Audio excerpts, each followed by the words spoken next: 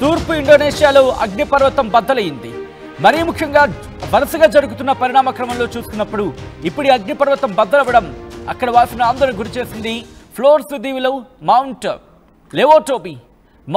లెవోటోబీ లకిలికి అగ్నిపర్వతంలో ఆ విస్ఫోటనం సంభవించింది. అగ్నిపర్వతం నుంచి దాదాపు 18 కిలోమీటర్ల ఎత్తుకి ఆ ధూళి కావచ్చు, లేకపోతే ఆ పొగ కావచ్చు. మరి ముఖ్యంగా మనం చూస్తూ ఉంటాం అగ్నిపర్వతం ఎరప్ట్ అయ్యే సందర్భంలో, అంటే ఆ వాల్కనో ఎరప్షన్ జరిగినప్పుడు ఆ చుట్టూతా ఎటువంటి సిచ్యువేషన్స్ ఉంటాయనేది. దీంతో అక్కడి ప్రజలను సురక్షిత ప్రాంతాలకు తరలించడం జరుగుతోంది.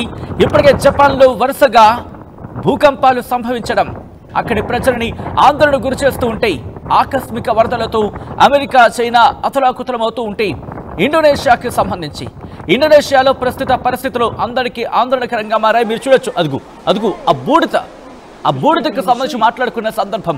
ఎప్పుడైతే అగ్నిపర్వతం బద్దలైందో మీరు చూడొచ్చు, ఆ బూడిద దాదాపుగా 18 కిలోమీటర్ల ఎత్తు వరకు కూడా ఆ బూడిద ఎగసిపడిందంటే అర్థం చేసుకోవచ్చు